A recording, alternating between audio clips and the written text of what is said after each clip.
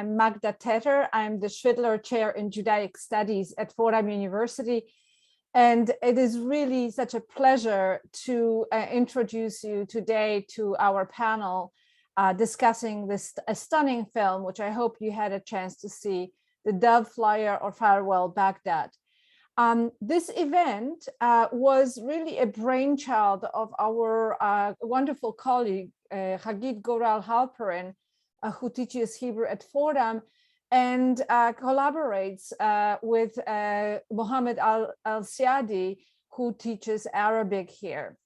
I'm really grateful to them for joining forces on this program, and I hope also other programs in the future, because I think that collaboration is just really fantastic.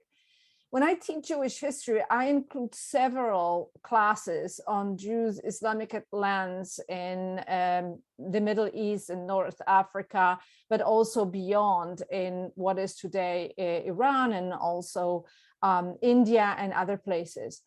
Both in the medieval course and in the modern Jewish history course.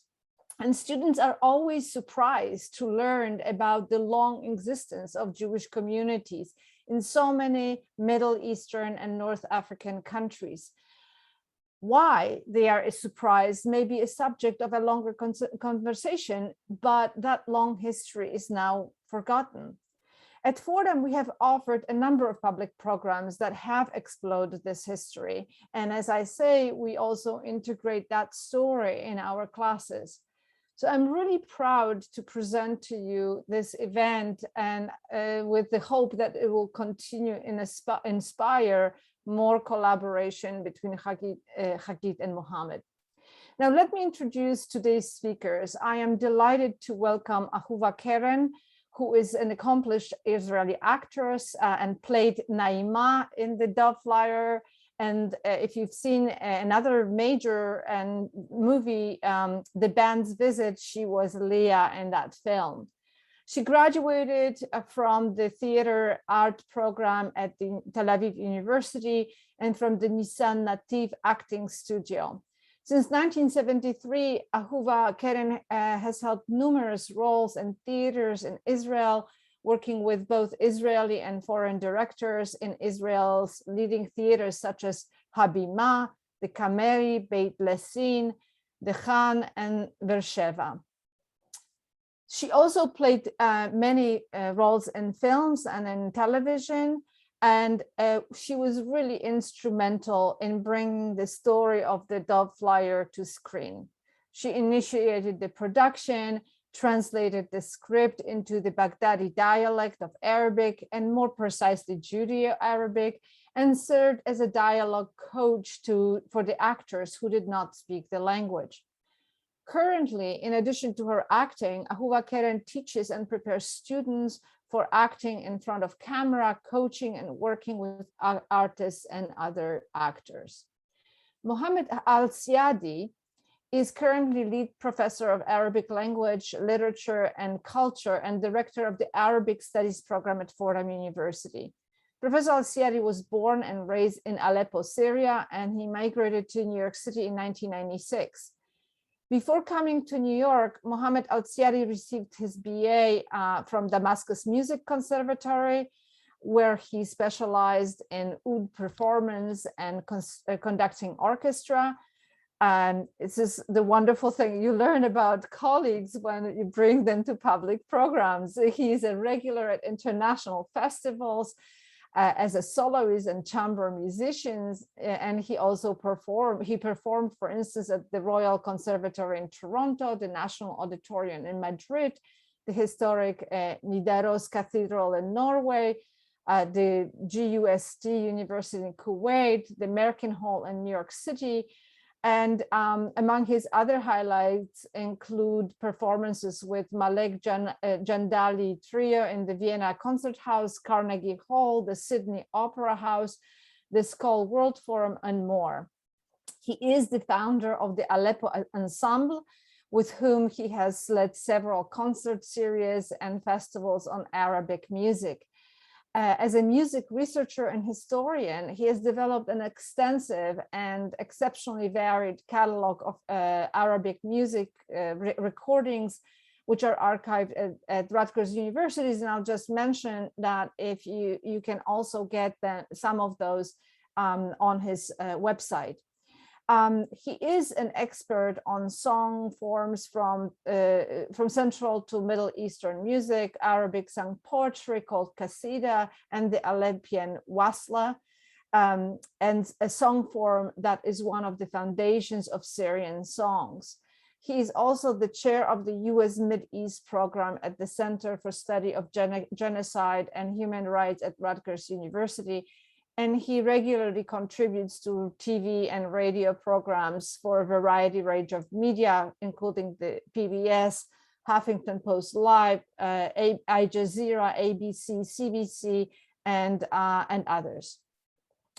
Our colleague at the Center for Jewish Studies, Hagit Galor Halperin, holds a master's degree in Jewish art and visual culture from JTS, as well as a bachelor's degree in restoration from the Fashion Institute of Technology in New York. She holds an art teaching certificate from Hamidrasha Le'omanut, an Israeli College for Art and Education, and currently she teaches Hebrew at Fordham, as well as in Dwight International High School and the JTS Ivri Prosdor program.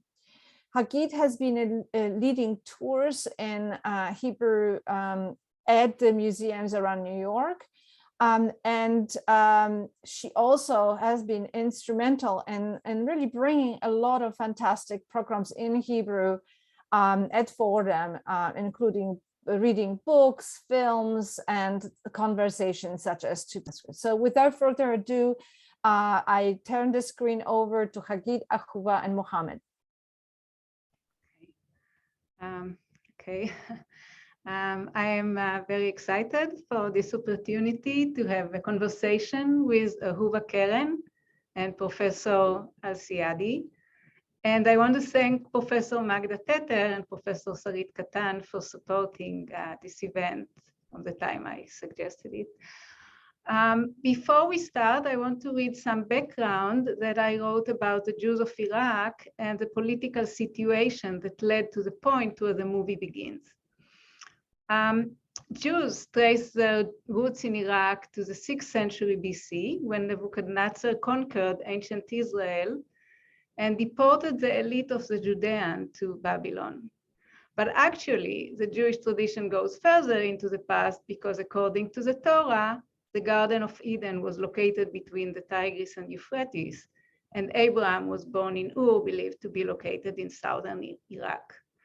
Babylon is also where the Talmud was written and where the leadership of the Jewish world was situated until about the 10th century, when Iraq was already under Muslim rule. The Iraqi Jews took great pride in this ancient and rich past, and it gave them the feeling that they were undivided part of this land. Even though they suffered sometime as minorities and lived under some discriminatory rules that the Muslim religion has toward Christian and Jews, there was no traumatic experience in their shared memory until the events that were connected to the rise of Nazis in Germany and the establishment of modern Israel. Iraq was under the ruling of Ottoman Empire for some 400 years, leaving it somewhat neglected.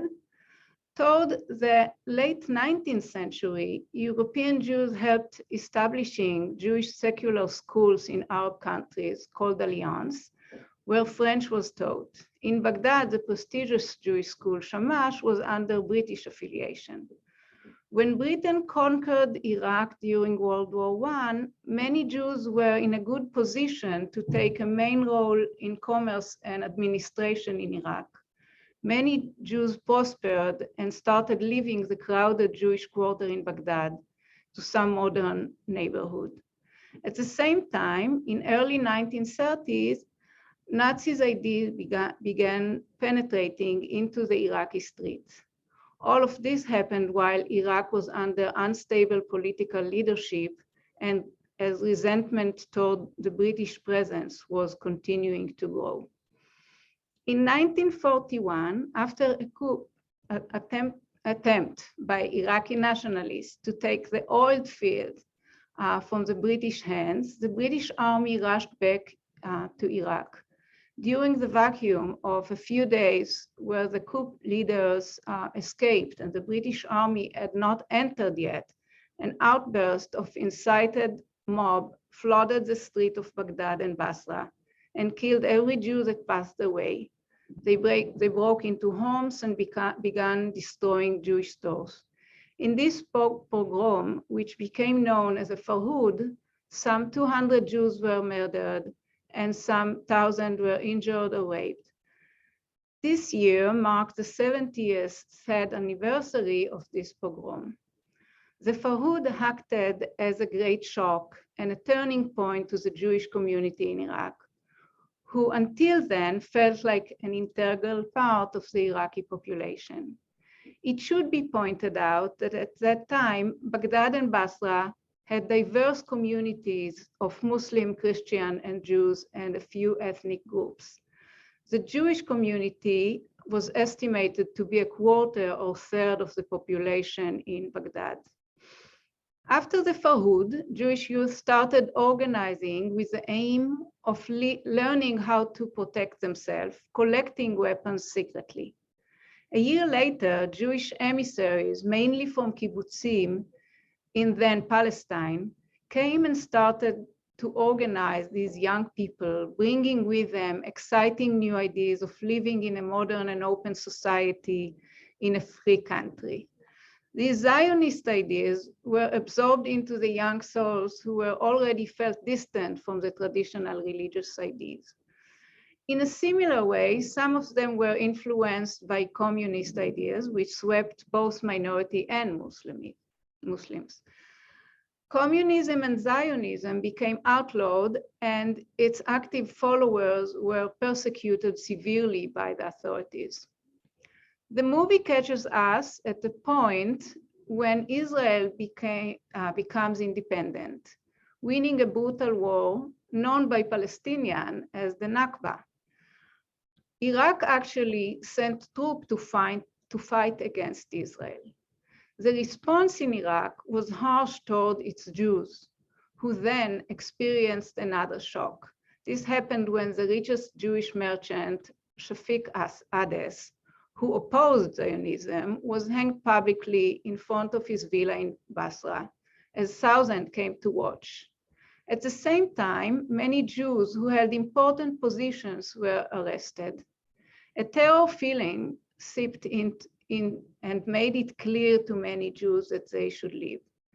The movie, The Dove Flyer, starts at that point in time. The movie ends with the abrupt and massive departure of Iraqi Jewish people and their immigration to Israel. Most of them left on planes after giving up their belonging and their Iraqi citizenship. In all, about 150,000 Jews. Only some 2,000 Jews stayed behind, and they all left after the Six-Day War when Saddam Hussein hanged 11 Jews in Tahrir Square in Baghdad, blaming them for helping Israel. And at this point, I want to turn to Ahuva.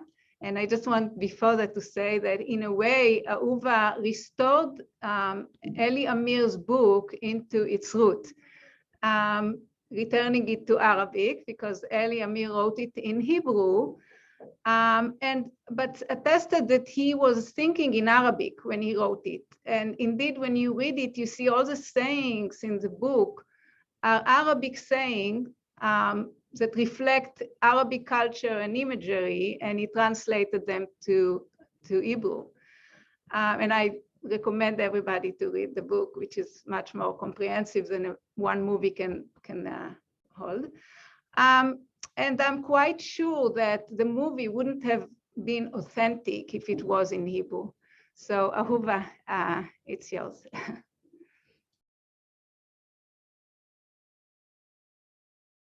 You are muted.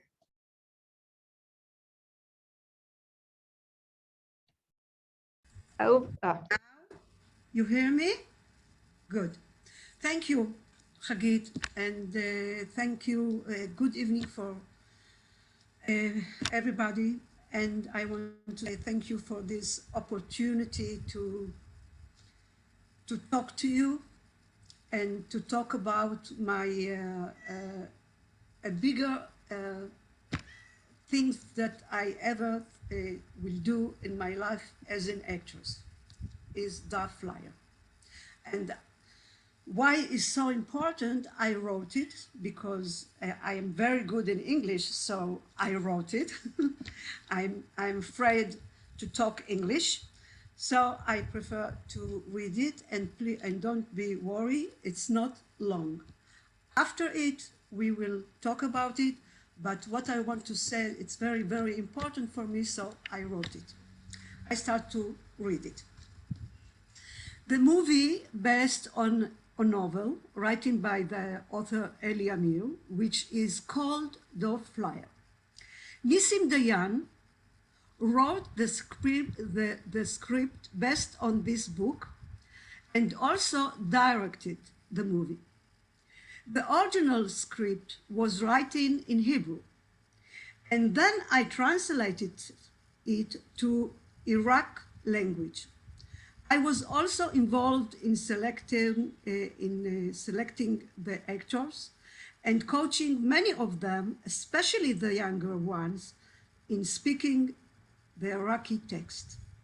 The idea of creating an Israeli film spoken all in the original Iraqi dialect was my own. And why? I have many reasons, which I discovered after I did it. But the first reason was, as an actress, I was always curious to know what would happen if I had opportunity to act in my mother tongue, Iraqi. My parents arrived in Israel from Iraq in 1915. This is the exact time period portrayed in the movie. To see the final scenes in which Iraqi Jewish brought in airplane always makes me cry, even now. In my mind, I see among them my father, my mother, sitting out to an unknowing land. I'm very exciting person, so don't be relaxed for me. Since my birth, I have spoken two languages, Iraqi and Hebrew, and belonging to two cultures, which created within me an ongoing conflict. Where do I belong? What is my true identity? In Israel, people still ask this question. Where do you originally come from? What language do you speak? In the early years of State of Israel, and some would say to this very day, the European heritage has been the preferred and dominant culture. As I was growing up, this national culture preference caused me and many of my generation to feel a cruel feeling, shame about my parents. We grow up with kind of cultural complex and low self-esteem. So,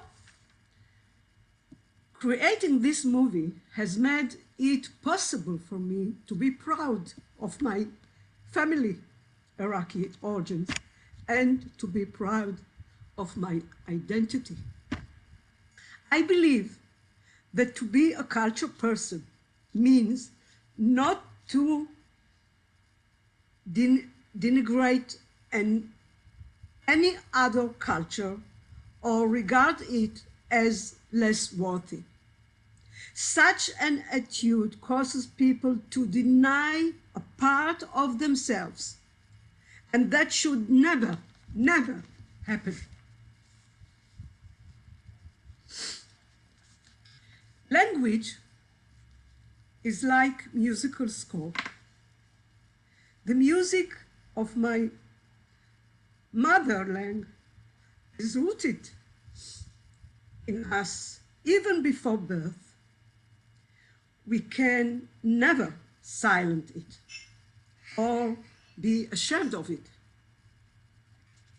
This film is showing in Israeli schools with the intention to teach the history of the most ancient Jewish community in the diaspora called Babel in the Bible and Iraq in modern time. And also to inform the next generation about the tragic and violent uprooting of Iraqi Jewish from their homeland, their language, and culture. My message is clear. Don't feel embarrassed by your mother tongue or your parents' culture origin, because feeling of shame only cause you to deny rich part of your identity, of yourself. Thank you, and I'm sorry.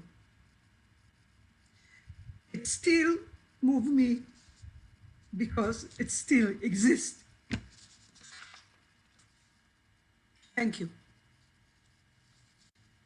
Thank you, Ahuva. Yeah, Ahuva still live it. Ahuva and I are about the same generation.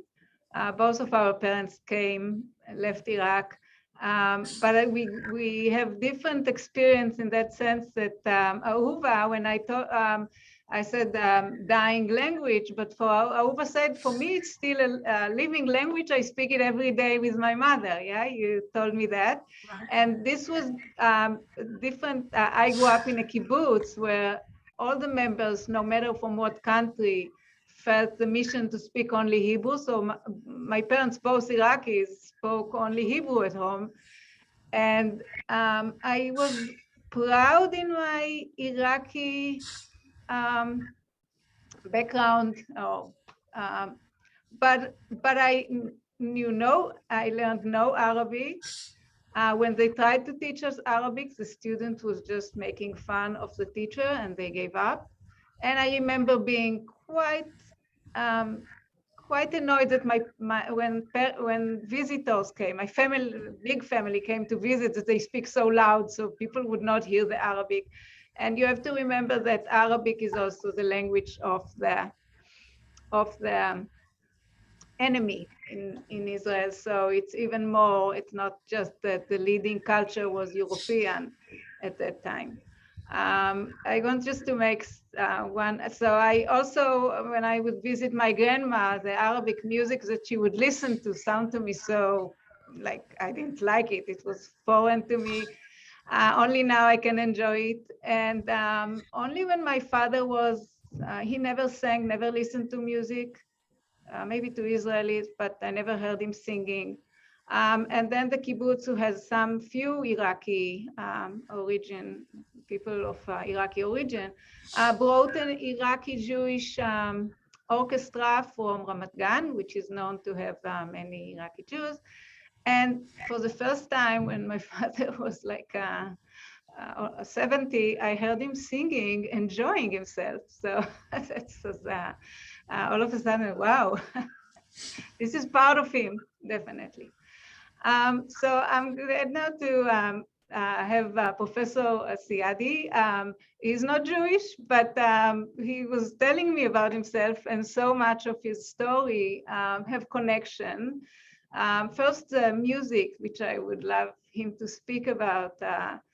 And he also grew up in Haleb, in Aleppo, which is very similar to Baghdad. It has an ancient Jewish community, very proud one.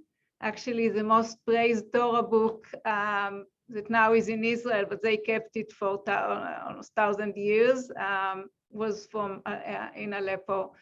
And they also left abruptly.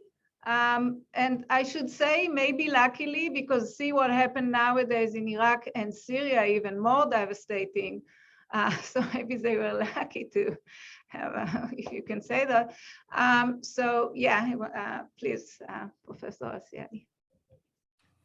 First, thank you, Hagit. Thank you, Ahuva and Majda and Fordham students and faculty who helped to organize this very important event and initiative. And I can relate to you, Ahuva and Hagit, because I witnessed also myself the brutal system of the Arab nationalists in the Middle East. And I talk about in the classrooms, I'm not afraid. I teach my students to be not afraid, also to reclaim their true culture, true identity. Because as you see, look what they're doing to their own people, their own countries, right? Bombing them with chemical weapons. No coincidence, the Ba'athis done that in Iraq, and they are doing it on a daily basis in Syria since 2011, right? They are hurting their own people with their own weapons. The outcome is what? 9 million Syrian refugees today. And yes, Hagit, you're lucky, the Jew of Aleppo, they are lucky they left. And I will add this line, the last Jew of Aleppo left for the first time ever in history in 2013 was a woman with 2 children. Went to Turkey, Arab, I came from Israel to help her to flee, right? And there's a documentary about it, you can watch that. And the sad part, the Jew of Aleppo, they've been there for 4 to 5,000 years. One of the oldest temples in the world is in Aleppo Museum. And this is real history, it's not my opinion. So I grew up in a culture we celebrate Jewish cultures, Christian cultures, and Assyrians and Kurdish and Turkmen and Mardil, and this is Aleppo and Armenians and Cherkess. Yeah? So Aleppo was the center of the universe at one point of history until the Ottoman Empire. And later we see when the Arab nationalists came in, tried to reshape that space with their fist and guns and torture and all of that. So Syria wasn't the same anymore. But if you enter the Syrian artists, musicians, you're going to see a big picture of Ghazali family. They are a Jew family, Jewish family, still in the center of the union. So whenever we go say, what's the name? Yaqub Ghazali and the brother. So why we kept it? Even though who's the ruler? Assad and the Ba'ath party. We kept it because this is our heritage, our culture. They tried to remove it. I still remember my master, Nadim al-Darwish, say, no, you cannot do that. We learn music from them. You cannot take the history like this. So the picture is still there, by the way. Yes, there's no more Jews in Aleppo, but we still have the picture of the Yaqub family, al-Ghazali. So tell me something here. People are not stupid. You know, we share stories. So in my time, I used to walk in Aleppo early in the morning, I hear the Armenian music, right? Orchestra playing. Because Aleppo, again, consists of small streets. I grew up near the studio of Aleppo, right? My mom's house was a Jewish house, over 50 rooms, used to be a Jewish school. And my family, mom's side, bought it from them in 17th centuries, converted to a Sufi school. We still have all the elements of that house, the Jewish house. We did not change it. When the Arab nationalists came in, they took it from us and tell us you need to shut down that school. And I cannot go on to share with you what they've done to our scholars. It's horrible what they've done to them. Then my dad's side, they took our lands, they took everything from us, except our last name. This is the only thing they cannot take from us. So we decided to leave, like the Jew. We left everything. We left our lands, we left our memories, and we left. But I took from where I left, I took my music. They cannot shoot music, you cannot arrest music. So in the movie, the last scene, you see the oud, right? The oud, this is really striking me. See the oud, right? You cannot take it with you, right? What is sad is, and still in Israeli radio station, when you ask Iraqi experts, where is the Iraqi archive maqam music? They tell you in Israeli radio station. Why? Because they have the best masters. When they left Iraq, actually, the best Iraqi master of maqam. This is especially Iraqi music, right? Who's preserved it for 100 years, the Jewish. Because, you know, Muslims, they cannot play music, right? Certain group of Muslims, they cannot play music, right? The Jew, they play music because they need to chant, right? During the prayer, they need to. It's part of their daily practice, right? And then we see radio stations, all of that really help to spread that. So we used to have famous singers, Layla Murad. She's a Jewish from Aleppo. So I can give you a long list of artists who contribute to arts, movie theaters. We respected them, we still respect them, we celebrate them always, we mention them, and we teach them to our students, because we do have Jewish of Aleppo here. They study Arabic music, they study Arabic language, there's an Arabic dialect, that Halabi dialect, and all of that. But I want to share with you a story that happened to me when I went to Israel. I went there for 2 weeks. I literally did not sleep. I met with scholars, with politicians, with workers, you name it. I did not leave. I have a long list. I thought I need to meet with these people, please. But the best one was a woman from Aleppo. In the middle of the night, I decided to go to Al-Aqsa, you know, the mosque, 3 o'clock in the morning. And the taxi driver told me, where are you from? I said, from Aleppo. I didn't say from New York. He told me, hold on, 3 o'clock in the morning, 2, 3 o'clock in the morning. Can I call my mother-in-law? She's from Aleppo. I thought, she's sleeping, man. Just leave her alone. Tell me, no, no, please. I was talking with her in Halabi. She invited me to her house for a dinner. I thought, ma'am, I cannot do that. Why I'm sharing this with you? Because this is a true story. And what told me is they know there is a bridge that they lost between their cultures, their food, their talk, their I say this, the basic connections with their mother tongue, or they lost it. And look at her in the morning. I cannot believe it. He called her really. Tell her, I have a guy from Aleppo. Do you want to speak with him? I was talking with her in Halabi. It's like as she left Aleppo yesterday, still here in her head. So I doubt we will lose our cultures, our identity, right? We might have a problem with it here and there, but in the end of the day, we are going to have it back. We can. Today, we have the technologies, we have the tools, we have everything, apps. I'm creating an app now just for the Syrian dialects, right? Because we have 9 million refugees, Syrians, outside of their country, right? So we learn from our mistakes, but I will say this is not part of the Arab cultures to discriminate and kill and torture and all of that.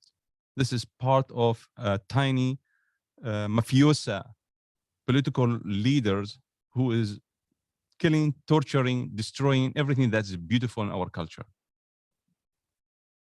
And sadly, the Jew was part of that cycle of victims that we see it on daily basis throughout the Middle East and North Africa. Now, as for the story, I see there's a lot of connection with my nanny, Salim. I see this mother, right, always has like this hope and roots and wise. So my nanny was the wisest one for me in the family. She was illiterate, but she knows her cultures very well. She cannot read and write. And I learned from her the Quran. I learned from her a lot of things. But also I learned from her, she never gave up. Because first time we saw Sesame Street, still in my head. In Arabic, she was pushing us to be the first one in front of the TV. Now she's free to learn the alphabet. What's weird, she grew up in a house all her life. They bought her. This is about this is how they used to be like in the movie. We used to buy people in the Middle East. People that think this is old culture is gone. We still have it. Right? So became a servant in the house, a wise woman, but in the house of knowledge, she is not able to read and write. TV was able at one point to give her that freedom. She used to sit before us, waiting to hear the songs. I'm going to sit and watch Alif, Ba, Ta, Fa. She was learning the alphabet to read and write. So I learned from her to be what? Fighter. She was a fighter. That's what I learned. There's always hope. There's always hope. We need to fight, even we're going to go back to the alphabet, to the basics. I'll go back to you, Hagit. Okay, thank you. So you mentioned that the last scene in the movie with the oud, which in the book he keeps mentioning that it was very expensive oud, came from Damascus, because I guess that's where you get Yes, the used to best be. oud. Yeah. And yeah, I think yeah. it's also symbolic when the guard takes from him the oud as he goes on the airplane. It's because what he left behind was his culture, and his culture was what he was most connected was the music, the story of the father that when he was young, he loved a Jewish singer. But singers were just a bit above prostitute. No respected family would let her children, everybody admired the music, but they wouldn't let their children marry such a woman because she was freely with men and not traditional. So I thought that this was a strong symbolic also, living the culture, because when they came to Israel, no one appreciated that music. You wouldn't hear it in the radio. You heard it only in small cafes of people who came from Arab countries, and the most touching stories of the Kuwaiti brothers who were the orchestra of the kings of Iraq. And when they came to, and he actually wanted them to stay, but when they came to Israel, they just didn't get almost no respect, and they had a tiny store in the market to make a living. So that's one thing. And the second thing that you said about the mother, and Ahuva, you were the mother in the movie, and the mother you represent is actually like our grandmothers. Yeah, that's the age, not like your real mother, but your grandmother, who were like Professor Alsiadi said, they never learned to read or write. But still, at least my maternal grandmother was a very strong woman who held the family and was the one who gave advices. And I think also in that book, and I just reread Victoria of Sami Michael, the mother is the one stable and very, just the most positive, I think, in my opinion, character in the book. And Ahuva, I wanted to ask you how you envision, or when you went to play that role of the mother in the movie, how did you envision, what was your model for the character? The model is my mother. She is my mother. When Eli Amir wrote the Naima, he wrote passive woman, not active woman. When Nissim Dayan wrote Naima at the crypt, he didn't wrote active woman who take her decision, and she decides how her life is going on. This is illusion that the women who came from Iraq, they are under control of the men. It's not like this. Not like this. Who is really strong in my house, it's my mother. When I have a problem and somebody has to decide if I can leave or not, to do this or not, my father told me, go to your mother, which he loved her so much, my father, my lovely father who is not exist anymore. He told me, go to your mother. If she will say yes, you can go. And of course, my lovely mother say yes. And say, okay, ruhi, lechi, go. This is the mother that when I decide to make the Dark Flyer, it was very important for me to break the tavniyot, the structure of how people see the Arab people. And we are Arab. We are Jew, but we are Arab. I am Arab. I born in Jerusalem, but I am Arabic. in my blood. I am Arabic. Language, it's my blood. Hebrew, also my blood. Who told you that we can be like this and this and this? I have to decide who I am? Why? I can be many things. In one condition, I will not disturb anyone to be what he wants, and don't disturb me to listen what I want, to speak how in the language that I want. If I not cancel you, don't cancel me. This is the basic of culture of human being. Therefore, it's very important for me to talk about that flyer, because that flyer, it's not, you're right, if that flyer was in Hebrew, it was okay, another movie, nothing special. But the special of this movie, it's really the, you know, when a person has to make operation and he needs blood, there is A, O, and this, you can give him not a kind of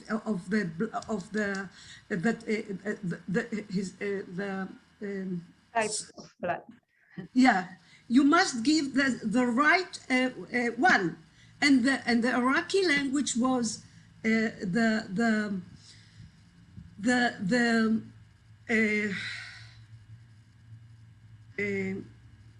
energy, the real energy of the root of those persons. On the set, you have to see the actors, the one who played my husband, the old ones. They never feel joy and happiness in their life, and they make a lot of movie, like when they play in the Dark Flyer. They feel that they are in the other area, they something that belongs to you, and somebody give you the signature that it's okay, that it's you. Because all the time we need the signatures from somebody to give us the permission that we are okay. Why? Why?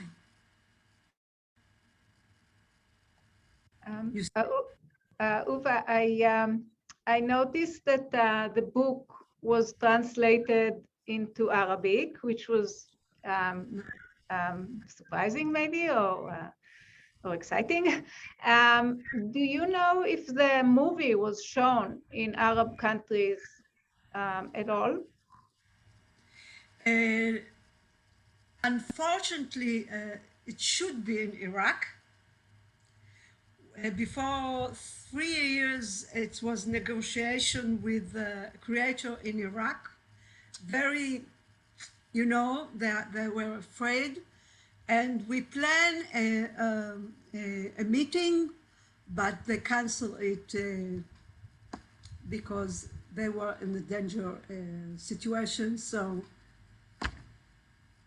unfortunately not. Not yet.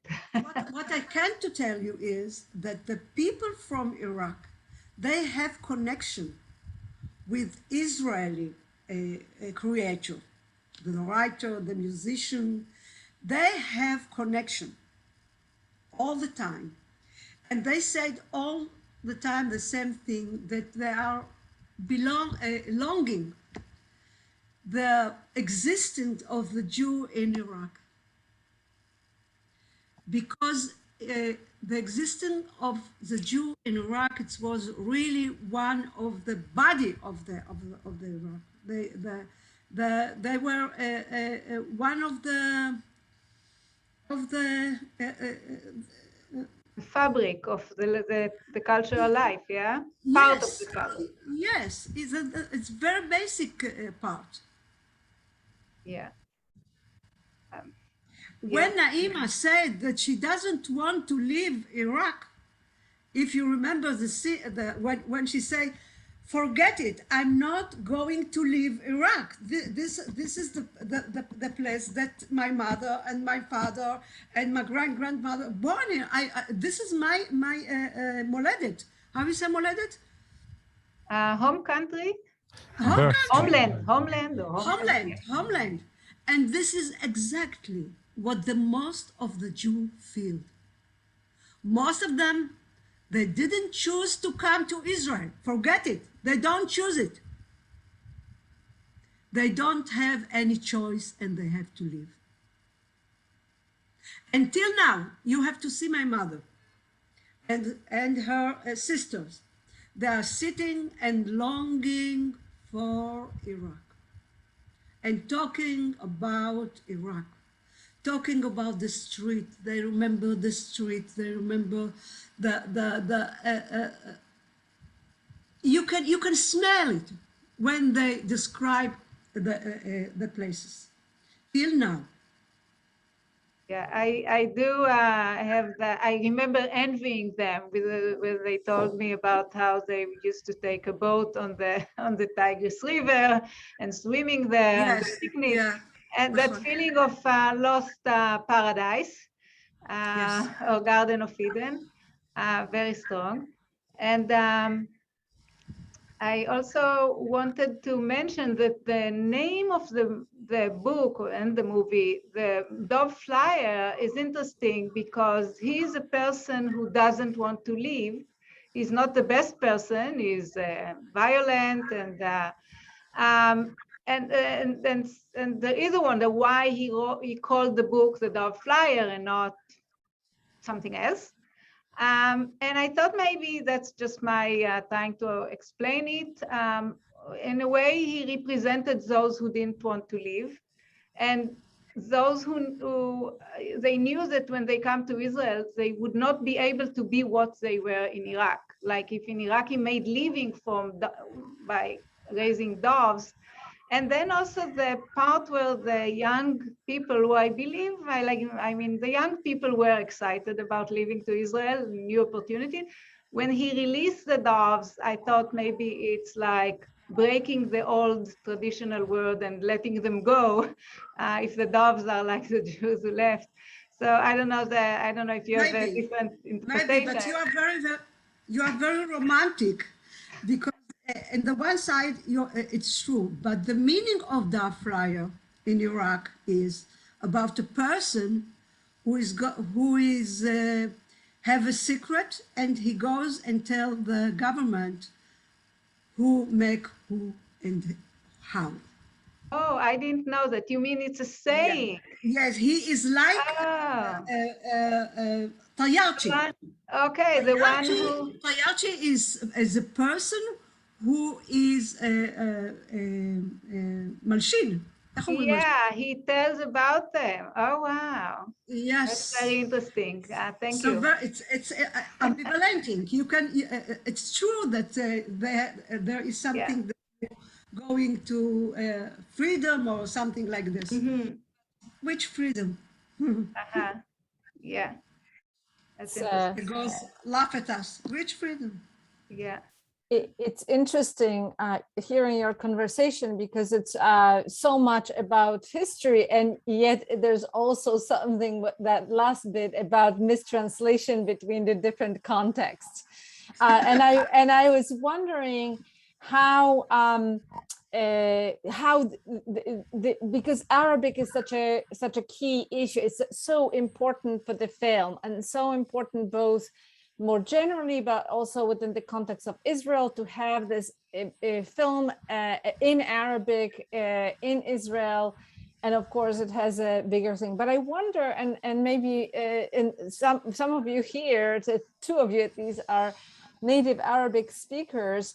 How did you feel that some of those motifs may have not translated right? Because we have an Iraqi Jewish writer writing something in Hebrew about the Arabic Iraqi past, and it's then translated into Arabic and from a book onto a screen. So I wonder whether you could comment on that sort of entanglement of languages and of coming from one and the other in the film. And maybe, Mohammed, you could maybe speak because you are familiar with a different dialect, That's right? right. So how does that how did you respond to that film in the dialect that was? First, it's fascinating project, not just a movie. It takes a lot of work, Ahuva, to train and capture all this like Iraqi chunks and phrases and this. I say you spend probably like thousands of hours, right? Just rehearsals and perfecting that. Hopefully you turn it to another app or project to teach Iraqi in diaspora, right? Different places, different countries, the Iraqi, Baghdadi or Basra dialects, right? And this should be like your goal at one point if you have time to do that, because one of my students and colleagues inspired me to work on this app, Dr. Anshi, right? She's a student and she's telling me, why don't you do that? Why don't you do that? I say, great, I have the tools. We go back, I have the tools. You did have the tools, Ahiva, and you did put it together to let us listen to Iraqi dialect from a Jewish also perspectives, because we know nothing about your stories, by the way, my generation.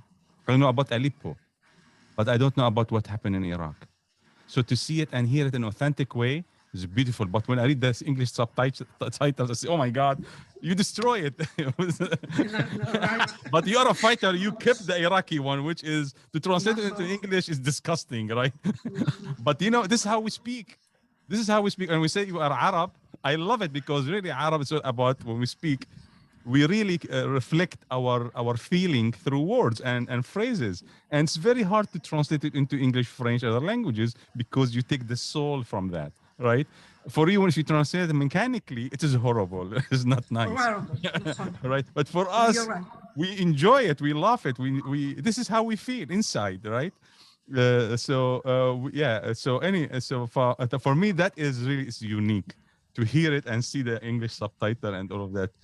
Two, I like the music part, the language, the lyrics, and all of that. So you capture that, and for me, this is authentic, right? This is authentic way to hear it, and we can argue about what is authentic, what is not later, but to see it in a movie, that is really something. So it's very easy to be a documentary, by the way. It's scary, this subject, just to touch it and start working around it. It's very easy to move from a movie, artistic productions, mechanical productions, to a documentary. The beautiful part is, no, you kept the soul of all the other voices and the stories and all of that. And just for the record, in Arab countries, we don't accept the witness or witnesses who has pigeons or doves and all of that, because they lie. Right? We don't trust them. So they're not allowed to go to the court. So that is something we, watching it in English, have missed completely. Oh, you right? miss a lot. Completely. However, will tell you, is going to tell you the truth.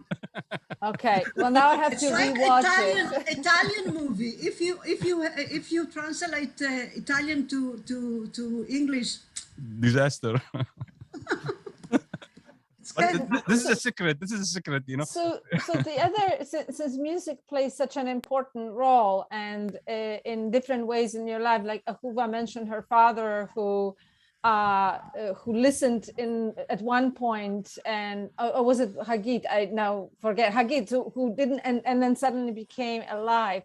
So I wonder, and how much music preserves the culture when the culture and sort of moves even across boundaries, not just ethnic boundaries and cultural boundaries, but even, maybe there are some music from Aleppo or the oud, for instance, that comes from Damascus to as an object to Baghdad. And then, but how does music preserve culture when it is otherwise perhaps muted or even erased? And that is certainly true in the era of nationalism, and we don't have to go to the Middle East to think about the erasure of culture through national ideologies and muting history and things. So I wonder whether you could you could think about, or talk to us about the role music plays and perhaps other forms of art that may preserve what is politically being erased. Do you want to go, Ahuva, to speak about this, or I should jump in? The role of music on like preserving national identity or the any ethnic groups in the country. From my perspective, I'm going to mention this like 1 minute story. Today we lost the most important singer in the world who preserved the Alipian music. His name Sabah Fakhri. He's a famous singer, right? And I go back during the Civil War. We stay home 3 years from 1979, 1982. We cannot leave the house because we have people are killing each other outside, right? And my mom, we have like really, we stress out. We cannot leave. Imagine like today, COVID, we cannot leave the house. So my mom was very smart, brought like 12 cassette tapes of the singer that in it, music we did not hear ever on radio stations. We hear just 2 minutes, 3 minutes, and the rest speeches of the president and bombing and killing and wars.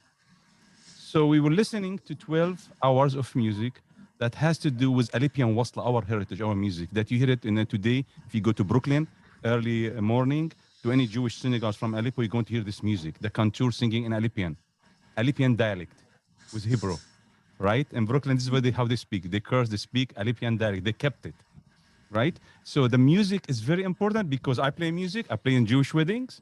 So the last part after 8 hours of playing music, believe me, it is magic to be there in these weddings because 8 hours laughing, eating, dancing, you see the children sleeping, and the last part is just for grandfathers.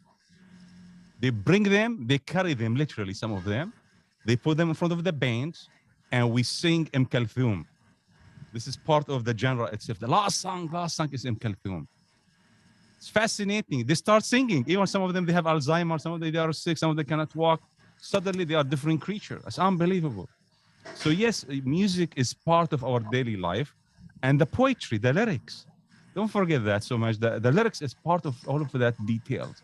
Because in it, there's love, there's stories. Two, we have no taboo. The problem is with translations, taboos, everything in translation is going to be taboos. Don't do it. It's going to be like peep, peep, peep. You cannot hear the whole movie after that if you keep doing that. So music, lyrics, and stories, all of that, they are part of like a Christmas tree because not one song, Majda, we don't hear to one song. We hear to many songs at the same time. And it, so you feel like you see everything, your ancestors. And then we have a level, we call it tarab, that no other nation on this planet have it except the one who speaks Arabic. And there's a book by Dr. Jihad Ali Rasi from UCLA, ethnomusicologist, expert in this subject, tarab. So it's very hard, even for Ahuva to explain to us, and Majda, if you speak Arabic, also it's very hard to say, what is tarab? Suddenly we are part of each other's, and we evolve to transcend to the different space. This is different subject, but this is very hard to explain to non-Arabs. Like, what do you mean? Like, I'm Arab in my blood. When I speak, when I sing, when I dance, when I eat, it's very hard to explain to other people because, again, you can't translate it. I want to say something about the music. Yes. You can convince yourself that you belong to this, that your culture is like this, and you live in this way, and you want to be in a relationship with this and this and this. And suddenly Kalthum comes and everything collapses. This is the music. It's unbelievable. All the masks that, and you can see it, you know, haflot in our family and even in the wedding, everywhere. Everybody comes with the persona. He is like this and this and this and this. And suddenly the music comes. And they have no control on the persona. Right. This is the beauty of the music. I want to add also it's the language, which is probably richer than Hebrew because it was alive for spoken for all those years when Jews did not speak Hebrew, actually. And one of my experiences in my family, as I said, we, the younger one, didn't really understand. Some understood more than me. I grew up in the kibbutz. But whenever the family would meet, they would tell jokes and burst into laughter. And we will ask them, the young one, can you tell us what was funny? What was, and say, no, it won't work in Hebrew. It just, we can't translate it. So it's a lot of the language. It's known. Language is a culture. And it just what, Professor Alsiadi said, the translation kills a lot. Yeah. I'll take a couple of questions from the audience, and going back to our discussion about the dove flyer. So the dove flyer was the one who wanted to stay in Iraq, and he is then portrayed as betraying his fellow Jews. So what are we to think were his motives? I'm sorry, asks one of our. So what do you think one should think of that? There were, he is actually not a rich person, but many people who lived very well in Iraq, and just like in Europe during the Holocaust, people thought that it's just a wave that will pass and we have to live through it, but this is our country, why to live it? So he presents a section in the Jewish society, which thought, let's just let it go. We always been here. It will be okay. And by the fact that you are acting as Zionist, hurt us who wants to stay, because it put us all as under suspicion. So yeah, there definitely was a section. But it still frames him in the context of betrayal, right? And that kind of, even by that metaphor of the dove flyer. So there is a sort of judgmental. And for me, it didn't look too extreme, because in my mom's family, her uncle, who was rejected Zionism when he found out that her brother belonged to the Zionist, just like the dove flyer in the movie, he threw a hot iron on my uncle, on my mom's, and he had to leave the house, to live in a relative house for half a year because he was afraid of that uncle. So it's not extreme. That's how it was. Some who really objected and some who had to hide. My father actually was hiding in his parents' house, the library of the Zionist movement, without their knowledge. He was 18 years old. It could have ended just like the movie start. If he would be discovered, the police would be ruining the house. He really put them into danger. So, you know, those situations were really real. I saw him, flyer. He is also, first, he has loyalty to his identity. This is what he feels, that he belonged to this place and he wants to die. He didn't understand why he should live. Okay. So the other question, I think it's beautiful to see how a person who wants to be loyal to his feeling and to stay with it. And this is only another way to look at them, at him. Thank you. And going back to music and the context of Jews and music, which Mohamed talked so much about, which is such a, again, prominent feature in the film, was there a larger sort of context in it? One of our members of the audience notes that that she's read that in the past in Iran, and which is a very different context with the in terms of treatment of Jews and the type of Islam and so on and so forth, barred Muslims from studying music, and that this led to Jews being prominent in music. Is that the same context that can be translated for other parts of the of the Arab world, even though it's a different type of context. So I wonder whether any one of you knows anything about that. That certainly is true for instance, the Indian Jews in Bombay and their role in Bollywood at the beginning, that Jewish women were prominent actresses in that context. So I wonder whether there's something going on as well in the larger context, why Jews become so prominent in music.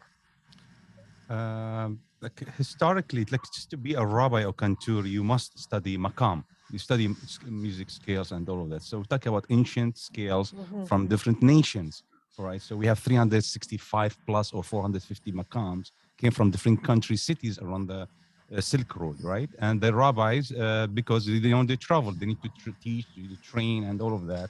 Other rabbis or other Jew around the cities, right, around the Silk Road, from India to Africa to the Middle East.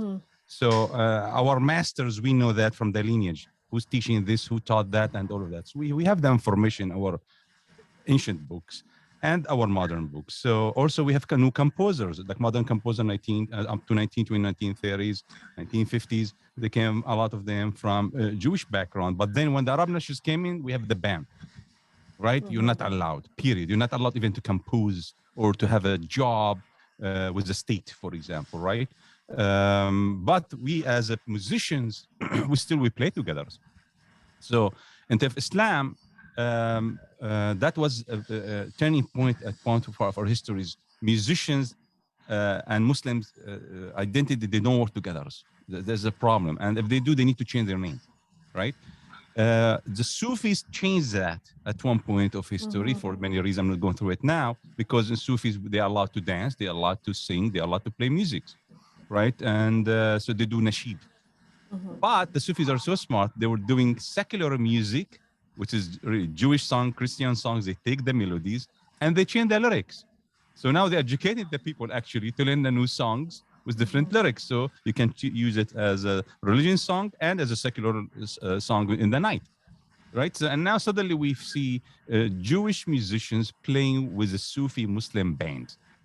And I do that here in the US. I have a Jewish singer from Aleppo who is chanting Prophet Muhammad against them. It sounds so weird, right? But so we celebrate this culture together. We have no problem. We have no issues since we follow Ibrahim. The question is, other part of that is a lot of Jewish musicians in Morocco, in Tunisia, in Turkey, in Armenia, right? In Aleppo, in Egypt, a violinist, cellist, you name it. They are Jewish musicians. Later we see them being pushed out, but not from, I would say, the real life, the nightlife musicians, bands, all of this. On TV, they remove them. It's like in Israel. You not hear early music, Arabic music on Israeli TV, 1940s, 1950s, and all of this. And later you see Arab bands that are coming now in 1990, in 2000. Now you see festival, you have Oud festivals and all of that, right? Early focus in Israel, based on my understanding, focusing heavily on symphonic orchestras, not traditional Arab music, right? And open radio stations in general, you hear symphonies, you hear jazz, you hear blues, you hear different music, right? So, but as Arab Jew, right? All of them, they kept the music in small towns around Israel, right? And they brought it to Brooklyn. They brought it to New Jersey. The first synagogue in the country, by the way, in the U.S., built by a Libyan Jew in the country, in the U.S. This is very important, right? It is not from Germany, not from Austria. They came from Aleppo, and now they fight. No, came from Damascus, right? Either way, they built it from that region in the U.S. And this is what I hear from rabbis here in this country, right? So having a rabbi, having music, you have a community, our communities. So whenever they go, they created that space. I call it their space, right? Because this is where they play, perform music, secular music, and religion music at the same time. So a question is about whether there is a sequel to the novel talking about the experience the Iraqi Jews had once they arrived to Israel. Is it whether by this author, the same author, or whether you know of any other book that would take us past where the film ends, that is the arrival of Jews from Iraq to Israel. Yeah, actually the leading two authors from Iraqi origins are Sami Michael and Eli Amir. Both of them are very widely read in Israel and translated to Arabic. I read one and they're very respected, if I understand from what I read. Actually, even this book, the Dove Flyer, ends the last very part of the book. It describes the shock that the family has when they come to Israel and live in a refugee camp for neglected. And the interesting part there is that the father, who had big dreams about Israel to have rice fields, he come and he can't find himself. There's no future for rice in Israel, and he become like jobless, and his children looking for job and stop listening to him. And the mother actually is offered a job because she always taught in Iraq, and they offer her to teach embroidery. And she suddenly, although she didn't want to move to Iraq, she is empowered in Israel. So this is it couldn't fit in the movie, but this is an interesting ending. And then both Eli Amir and Sami Michael wrote about the experience in those ma'abarot, in the refugees camps, the harsh condition there, and how all the confidence of those people who used to have real jobs and very respectful jobs in Iraq, and had to experience. And then interestingly, also both of them wrote books about love story between Arab, Palestinian, and Jewish persons. It's interesting. So yeah, I think the sequel would be what they experience in Israel, and both of them have such stories. Eli Amir, Ahuva, can you say the next books that Eli Amir wrote? Yasmin, that was about, but also about his experience in a kibbutz, no? When he moved. No, Tarnegol Kaparot, it's experience in the kibbutz. It is the first book that he wrote. Yeah. And after it, he wrote the Dove Flyer. Okay, so actually it's the opposite. Yeah, he wrote first, as a boy, it was hard for him to live in a very European society of the kibbutz, and the conflict between the kibbutz and the people who came from the south. Yeah, I don't know what the book was translated in English, but Tarnegol Kaparot would be like the rooster for repentance. I don't know. I should check how they. You know, I obviously don't study. My subject is European Jewish history and Eastern European Jewish history, and we often have the issue of representation, how Eastern European Jews are represented, and what is often missing from popular films about Jews in Eastern Europe is the representation of the middle class. And usually what is represented is the visually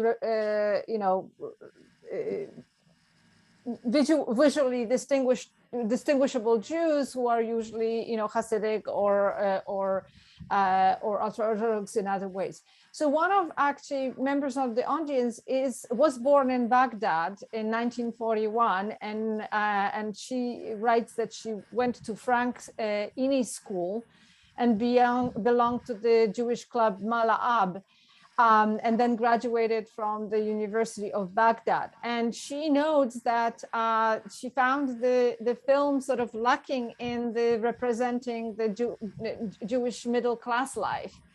And she also notes that her experience was when they were leaving that people were wearing many coats, 3 coats, because they were not allowed to take much, whereas in the film they are shown wearing t-shirts. So I wonder, maybe Ahuva, as a producer, you could talk about the kind of choices you as a filmmaker had to make this film that sometimes may not have represented the experiences of Jews who were part of that story, or not at least all of the Jews who were part of that story. חגית, אני רוצה להבין בדיוק, excuse me, I want to understand exactly your question, so I need, חגית, אני צריכה תסבירי לי מה שאלה. I'll say it in English and then ask me. I think the 2 main point was that there was some claim that there was no representation of middle class, and I guess she meant high middle class, because I think the family is middle class, as I see it in the, שכבת הביניים, not too rich, not too poor. And the other was, which is true, they were allowed to take only 1 suitcase, and so they wore everything above themselves so they can hide their jewelries and also put their best clothes. And actually, when they come to Israel, they realize that no one wears blessed clothes, no one wears a European suit in Israel, because they were all. So the claim was that, the question was, did you have to kind of change something in the movie to make it more fit? I don't know. It is important to mention it that when the government allowed the Jew to leave Iraq, it was 2 conditions. If you leave Iraq, you lose your citizens, you can't be Iraqi anymore, you can't come back to Iraq anymore, and you lose all your property. So most of the Iraqi has to come with 1 suitcase, no more. Right. The rich one, and there were a very big class who was rich, they brought all their business to Canada, to New York, to London. Until now, in Canada, New York, and London, there is the centers of the Iraqi who leave the Iraq, not through Israel, they just leave to New York or Canada. Yeah, it's actually, you're right. The middle class, or the poor, those who left to Israel, and the other had other means to move their property or money or to. Okay, Yes. well, we don't have time to go into detail of them, because obviously different people have different experiences. So I have just 2 final short questions. Mohamed, where can we listen to your music when you perform in Brooklyn or anywhere else? Yes, go ahead. Yes, go ahead. So because of COVID, we put everything on hold. Like the type of music we need to hear, tarab, we cannot put masks. It is impossible to do that. It's just inhumane. It's like the subtitle translations, So, but we are, I'm waiting. Hopefully in March, hopefully we will be in better shape, right, to open the concerts, all of this. But I have one at Park Avenue. I will share it with you. I will invite you, all of you, to it, to come, just to show you have the vaccine and you go in. Brooklyn also, I'm talking with my friends to have a concert, but in March. I doubt we can do anything now yet, the way it used to be. This kind of, again, celebration, we need to be comfortable. But the same thing, by the way, somebody who was asking about locations where we see Alepian Jewish music, and in synagogue, all places. You have East Meadow Jewish Center. You have all the Jewish Orthodox Aleppo and Damascus. You can, participate if you want to. Just share, Magda, feel free to share my email. I will give them information where they can hear it and absorb it.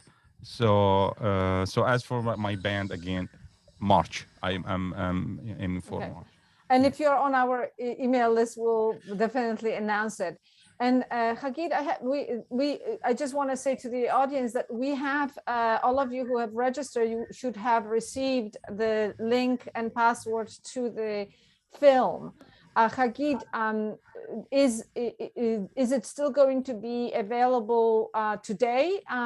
That is, we know that today's is the event, or tomorrow, or does the link expire because some people say that didn't get to watch it? So I actually had to ask for permission. So I want to, I think today is probably the last day, so at least enter. So you can, I think after you enter, you can still watch it. Today is probably the last day. Right. So if you registered through our website and you got the email link, you got confirmation. In that confirmation, there was a link to the film and a password, and you should be able, we assume you should be able to still watch it today. If not, we will find a way, not free, to make it available to tell you where you can watch it past today in our Monday letter. So with that, I want to thank the three of you for this conversation and for sharing your personal stories, which were very moving stories. So I am grateful to you for the candid retelling of them. And I want to thank everybody who joined us, and hope you will join us for other events as well. So thank you. Toda rabba, shukran. Bye. Thank you. Bye. Thank you. Thank you, everyone. Bye-bye. Bye-bye. Bye.